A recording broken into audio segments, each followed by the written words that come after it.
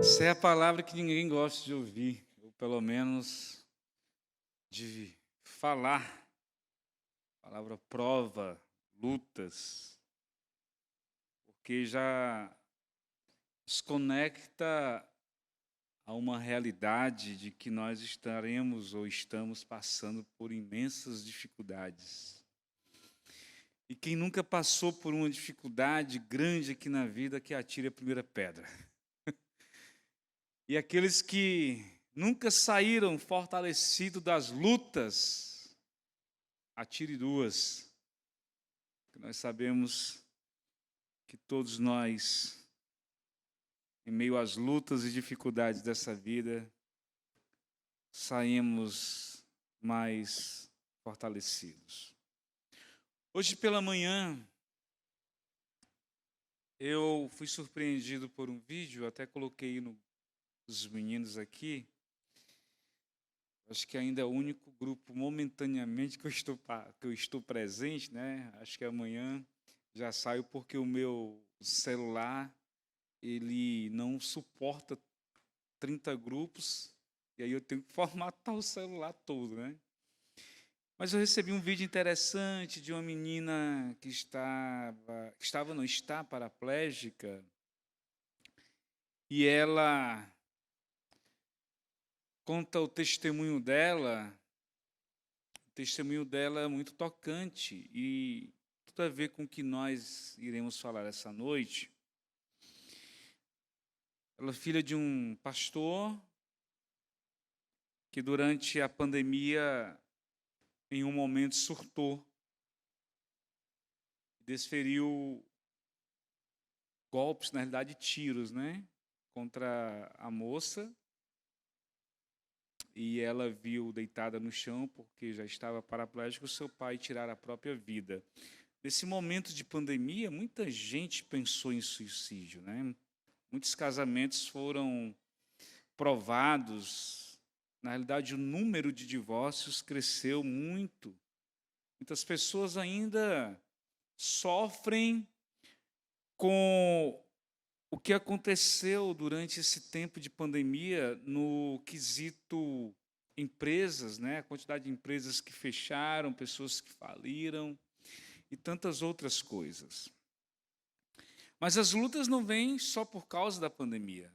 As lutas, elas são diversificadas, elas vêm de todos os meios, de todas as formas, elas são espirituais, elas são carnais, elas são malignas muitas vezes, mas acima de tudo, as lutas que nós enfrentamos, elas têm um propósito divino.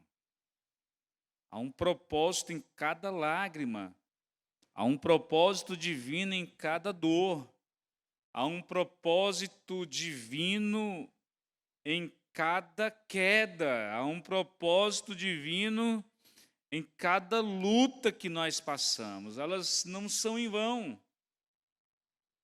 E alguém já dizia que o propósito da luta não é a morte. O propósito das dificuldades da nossa vida, das tribulações que nós passamos, não é para a nossa destruição. Pelo contrário, há um propósito divino em cada etapa da nossa vida e em cada luta que nós passamos. Gostaria de convidá-los a abrir a sua Bíblia comigo em um texto muito conhecido que se encontra na epístola do apóstolo Paulo aos Romanos, capítulo 5, nós vamos ler do verso 1 até o verso 5. Carta do apóstolo Paulo aos irmãos dessa igreja.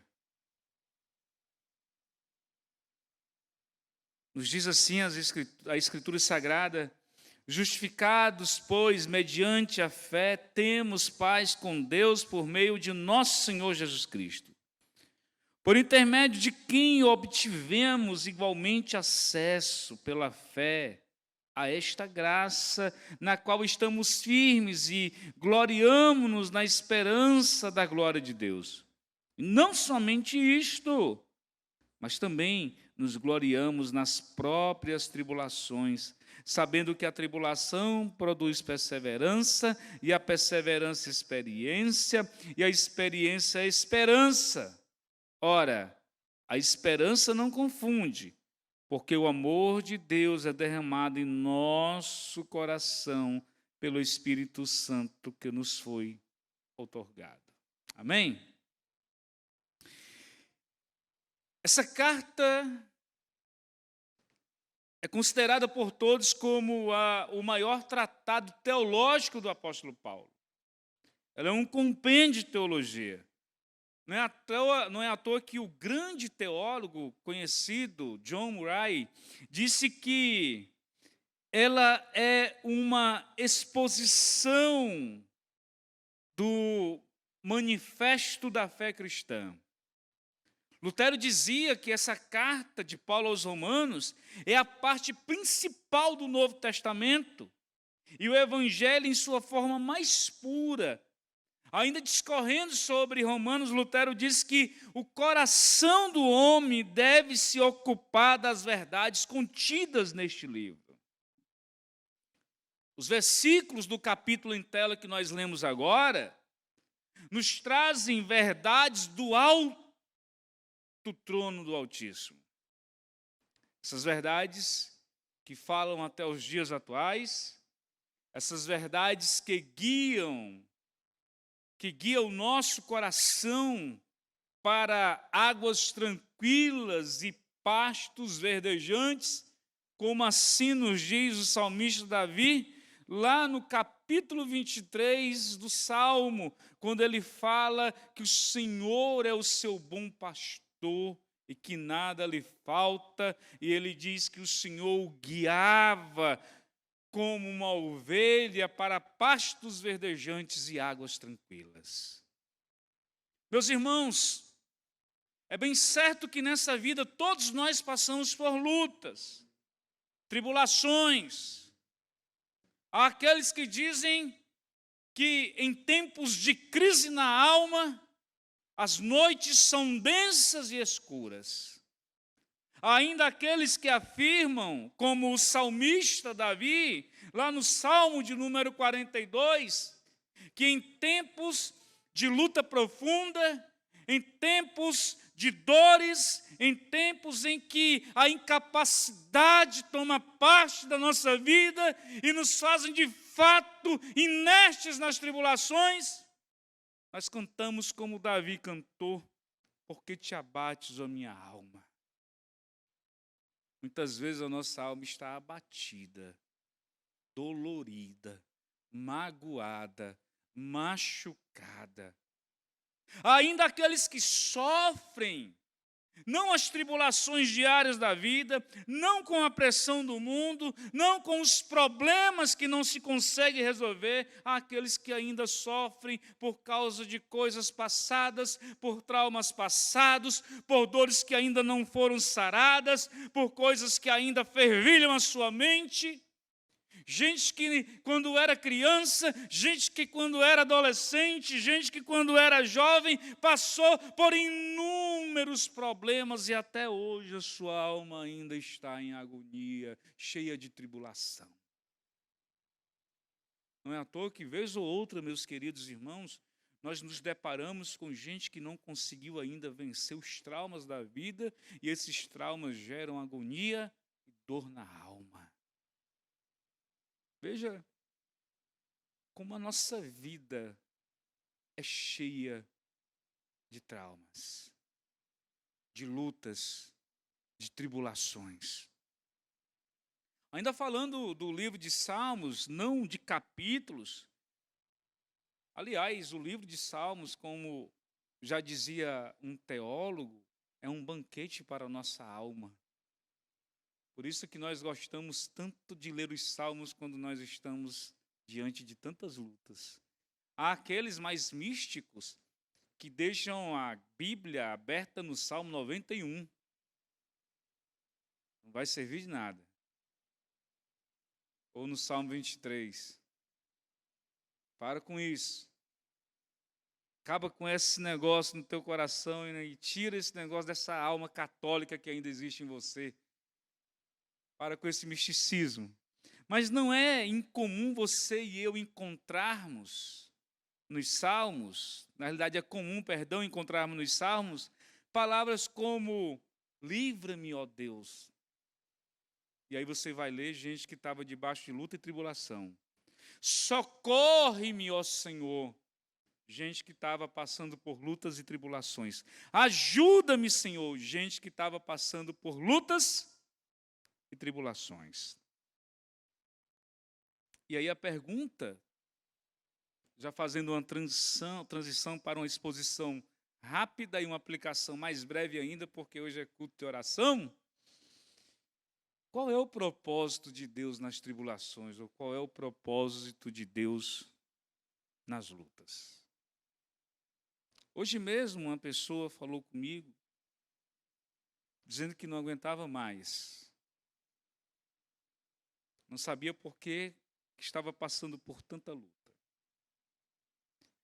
Paulo, escrevendo aqui aos Romanos, aqui no capítulo 5, quero fazer uma exposição bem rápida. E aí nós vamos entrar na questão temática, na aplicação.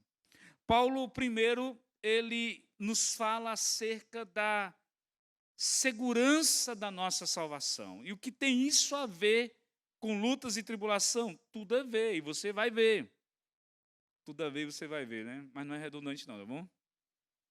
Primeiro, Paulo diz assim, que o que nos justifica, ou aquele que nos justificou, nos deu de presente pelo menos 3 coisas relacionadas à nossa segurança, ou à segurança da nossa salvação. Verso 1 e verso 2, Paulo diz assim, justificados, pois, mediante a fé, temos paz com Deus por meio de nosso Senhor Jesus Cristo, por intermédio de quem obtivemos igualmente acesso pela fé e a graça, na qual estamos firmes e gloriamos na esperança da glória de Deus. Uma vez que eu e você, pela obra bendita de Jesus Cristo de Nazaré na cruz do Calvário, pelo sangue derramado, pelo ato da cruz, pela justificação, essa justificação, esse ato da cruz, nos dá de presente primeiro paz com Deus. Ninguém consegue superar uma tribulação se não tiver paz com Deus. E em Jesus Cristo, tanto eu como você, temos paz com Deus. Por isso, nós em Cristo conseguimos seguir nas tribulações. Porque Deus está do nosso lado. Deus é comigo e com você. Segundo, firmeza na fé. Aquele que nos firma na fé é poderoso. E uma vez que eu e você estamos firmados na fé, ninguém tira mais. Porque Ele é a nossa rocha. Terceiro, a justificação nos dá a primeira paz com Deus. Por isso nós não estamos debaixo da ira. Segundo, ela firma a nossa fé. Terceiro, ela nos dá esperança. Esperança não é uma esperança no amanhã, mas é uma esperança vindoura, gloriosa, poderosa, magnífica, que nenhum olho ainda viu, que ninguém ainda nesta terra provou, mas que um dia todos nós iremos provar. Por isso que as tribulações desta vida não se comparam ao peso da glória. A primeira coisa, irmãos, Paulo nos fala acerca da nossa segurança, ou a segurança da nossa salvação, nos dizendo o que a justificação nos dá. Primeiro, paz. Segundo, firmeza. Terceiro, esperança por meio de Jesus Cristo de Nazaré. Segundo, Paulo nos mostra que a nossa fé, que foi firmada não por mim ou por você, que não foi alvo da minha morte ou da sua morte, mas da morte vicária de Jesus Cristo de Nazaré, essa fé que foi nos dada, que nos é segura, que nos é sustentada na cruz do Calvário, ela nos habilita para enfrentarmos as tribulações desta vida. Olha que coisa magnífica, versículo 3. E não somente isto. Como se Paulo estivesse dizendo, tem mais coisas aí. A justificação pela fé, além de nos dar paz, além de firmar nossa fé, de nos dar esperança, também nos dá algo a mais. E aí ele vai começar a nos informar o que mais foi nos dado para que nós possamos suportar o dia mau. Para que eu e você, no dia da tribulação ou em tempos de luta, consiga perseverar, consiga vencer, consiga cantar o hino da vitória. Primeiro, vale a pena dizer aquilo que disse o Dr. DeMartino Lloyd Jones, quando ele afirma que Paulo, por experiência própria, nos fala acerca dessa segurança e dessa habilitação da nossa fé, porque ele, como grande bandeirante da fé, passou por inúmeras lutas e grandes tribulações em sua vida. A nossa salvação não está somente assegurada, a nossa fé também está habilitada para suportar lutas e tribulações nessa vida. A fé que nos foi dada nos capacita a nos alegrarmos nas tribulações. Não é isso que ele diz? Acompanhe comigo. Mas também nos gloriamos nas próprias tribulações, sabendo que a tribulação produz perseverança, experiência e esperança. A fé nos capacita, diante das lutas, a nos gloriarmos. E o fruto dessa alegria é perseverança, experiência e esperança.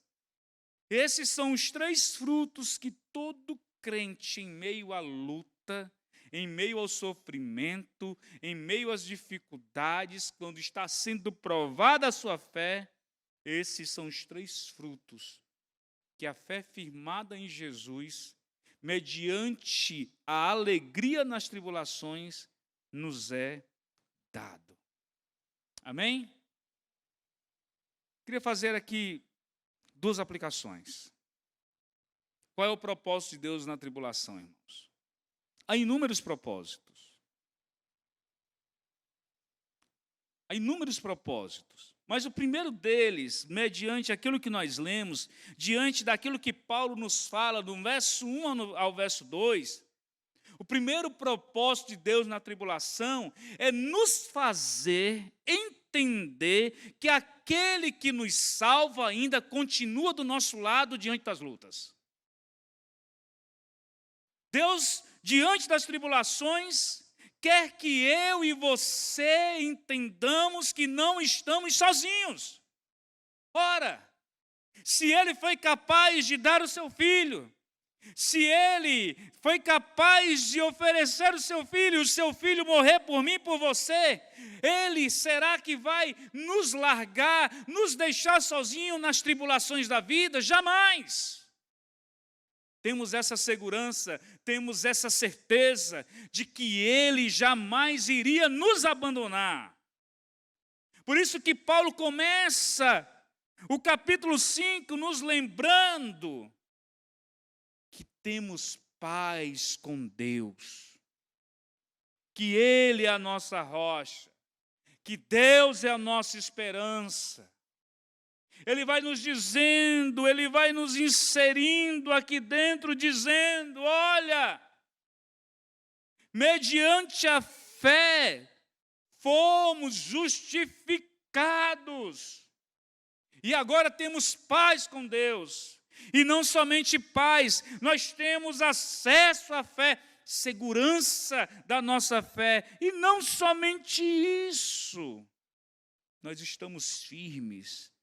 Por isso nós nos gloriamos. Não é incomum, irmãos, encontrarmos pessoas que diante da tribulação começam a achar que estão sozinhos. Deus não me ama mais. Alguns ainda dizem assim: eu pequei, por isso que Deus está irado comigo. Alguns outros começam a deixar as caraminholas do inferno entrar na mente. Mas o texto bíblico nos diz que o propósito inicial de Deus na tribulação é entendermos que aquele que nos salvou ainda continua do nosso lado. E como é que ele continua do nosso lado? Como é que eu posso enxergar isso aqui nesse texto? Primeiro, pelo próprio ato da cruz do Calvário. Pela justiça que foi imputada a mim e a você, quando eu e você éramos, por natureza, filhos da ira. O que merecíamos era o inferno, mas Deus, por causa do seu grande amor com quem nos amou, e estando nós mortos em delitos e pecados, nos deu vida juntamente com Cristo Jesus. Na tribulação, entenda, Jesus está do seu lado. Na tribulação, entenda, você não está sozinho.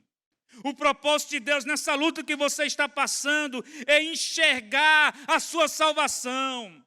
O propósito de Deus nessa tribulação é fazer com que você enxergue que a sua fé não depende de você, mas dos atos e dos méritos de Jesus Cristo de Nazaré, irmão. Essa tribulação que você está passando, as lágrimas que você está derramando, a agonia da alma que ninguém consegue ver, a dor, é para te fazer lembrar que você foi alvo da graça divina. Ó, irmãos, por que nós achamos que estamos sozinhos quando não estamos? Eu me lembro, eu acho que era como licenciado. Minha alma estava em agonia, porque eu tinha que viajar e passar 3, 4 dias fora, a febre grávida da Saína. E eu saí daqui à noite, rumo ali àquela região de Aracoiaba. E minha alma dentro do carro se despedaçou. Comecei a chorar. Aquela sensação de que eu estava sozinho, aquela sensação de que eu tinha abandonado a família me abandonado, mexeu com minha alma, e eu dirigia, e a cada curva as lágrimas desciam. E aí eu comecei a orar.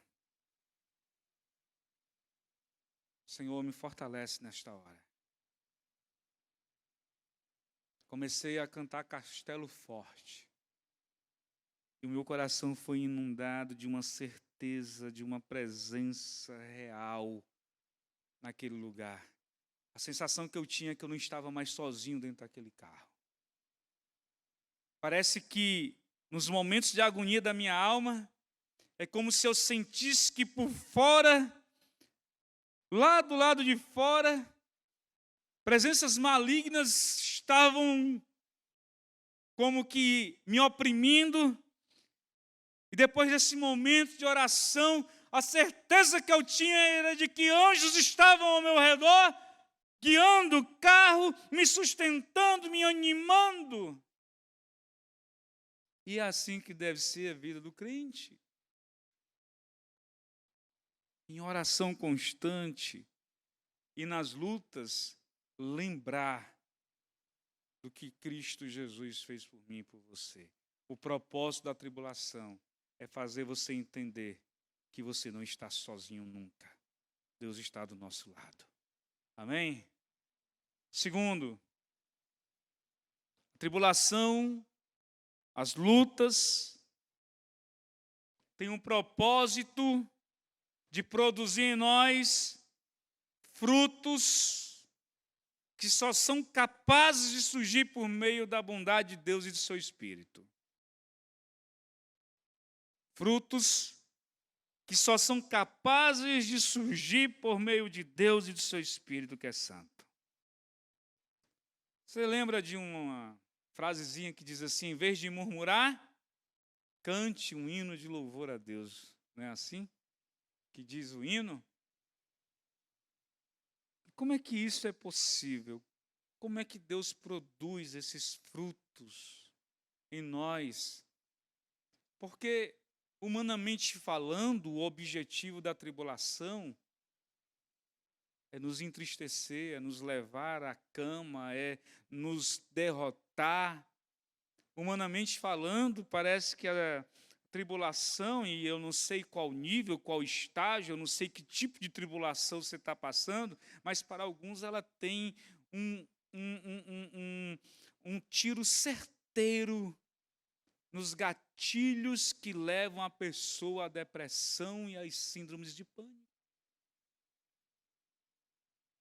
Mas deixa eu dizer uma coisa. Por meio do seu Espírito, Jesus Cristo opera em nós o seu amor e a sua vontade.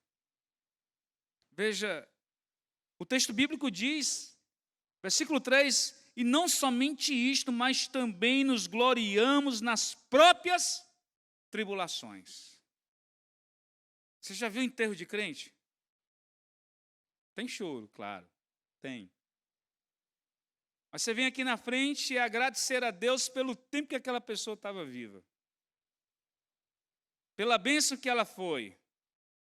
Eu nunca me esqueço, eu namorava uma menina no interior do estado, e aí a mãe dela me contando uma história fantástica de que a sua filha estava indo para o culto, e eles alugaram lá pelas décadas de 70, 80, caminhões que descia a serra para que as pessoas pudessem ir cultuar em uma outra igreja, encontro de jovens, era um congresso.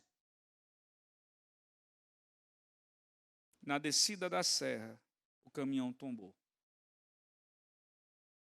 Somente morreu uma pessoa, foi essa menina.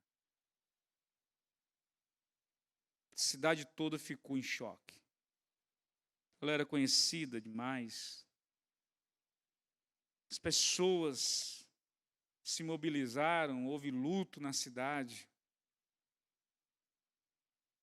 Mas não somente ela, como o pastor, falaram que foi uma das maiores manifestações de Deus que ele havia visto naquele local. Diante de um corpo inerte, a igreja se sentiu avivada. E a sua mãe tomou o microfone e disse que glorificava a Deus porque a morte de sua filha tinha trazido um grande avivamento aos jovens daquela igreja.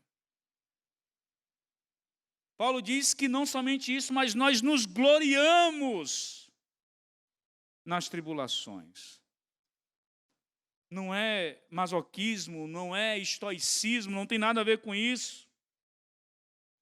Mas é porque nós entendemos que essa leve e momentânea tribulação, ela passa. E por entendermos que ela passa, por entendermos quem está do nosso lado, guerreando ao nosso favor, sustentando a nossa fé, essa tribulação, diz o apóstolo Paulo, essa luta que ele passava, que a igreja passava, que os irmãos passavam, gerava neles um sentimento de glória nas próprias tribulações. Meus irmãos, alguém já dizia que gloriar-se na tribulação é um fruto da fé. E é interessante que a palavra tribulação significa, no termo original do grego, pressão.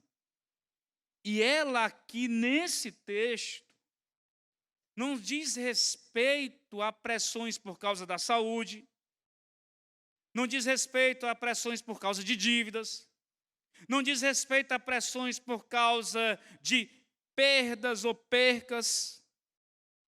Aqui essa palavra diz respeito à hostilidade do mundo, porque esse mundo jaz o maligno. Paulo era perseguido e a igreja era perseguida por amor a Cristo.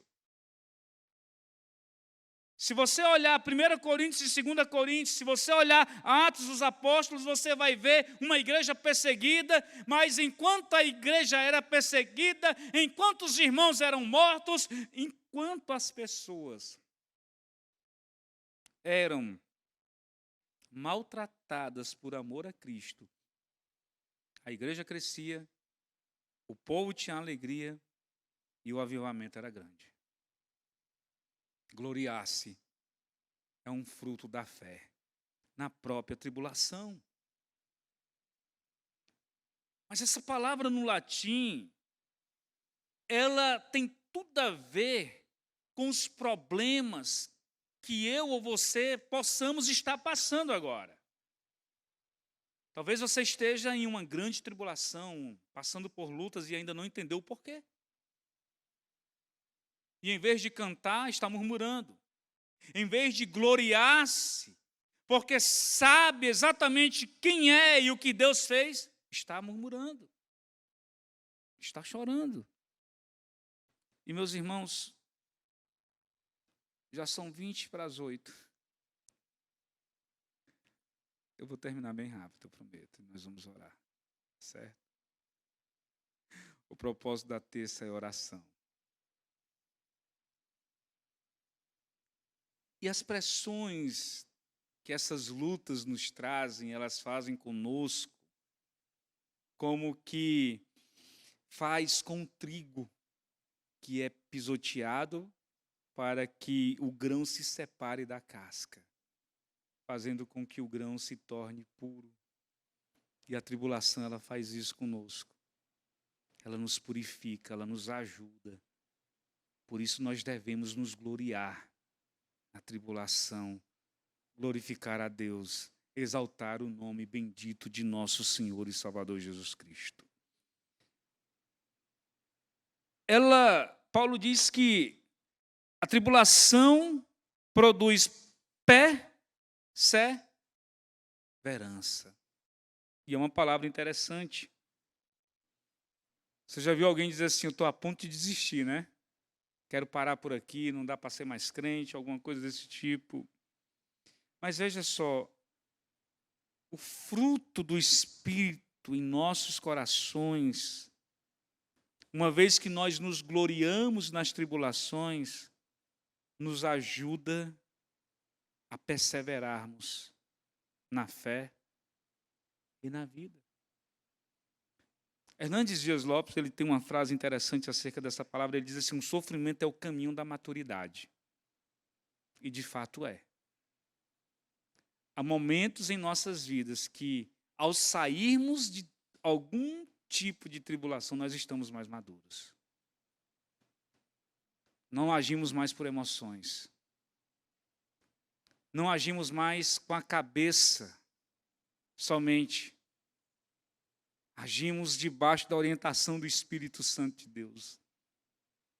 A perseverança tem essa ideia da maturidade. Veja, Jó no capítulo 42, versículo 5, diz assim, antes eu te conhecia só de ouvir falar, mas agora os meus olhos... Quem era Jó antes da tribulação? Quem era Jó depois da tribulação? Qual é o propósito de Deus na tribulação? Produzir em nós frutos. Primeiro, nos levar a nos gloriarmos na tribulação. Segundo, perseverança. Terceiro, experiência. Há uma frase que eu aprendi no ano de 1999 que diz assim, ter chorado muito é como falar em muitas outras línguas, dá acesso a várias pessoas. Você já conversou com gente inexperiente é terrível. As lutas da vida, uma vez que nós somos provados e aprovados, nos tornam pessoas experientes. Mas não é a experiência pela experiência, é o contato com o Espírito Santo de Deus que foi otorgado em nossos corações. Por último, Paulo diz, esperança. Talvez você esteja assim, a minha esperança é voltar a viver a vida que eu tinha antes. Talvez a sua esperança seja assim, eu quero ser melhor, mas essa é uma esperança que aponta única e exclusivamente para a Nova Jerusalém, para o céu, aonde eu e você iremos.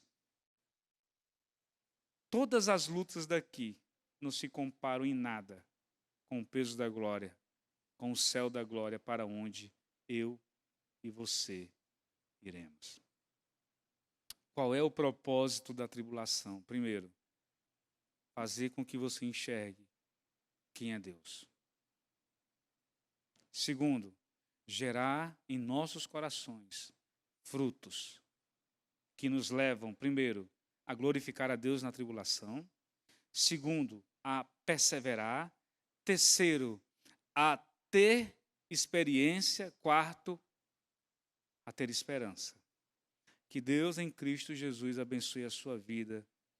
E se você hoje está atribulado, tem um propósito nisso. Amém? Para mais informações e novidades, siga nossas redes sociais e fique por dentro de tudo. Igreja Presbiteriana de Fortaleza, há 139 anos, evangelizando e transformando vidas.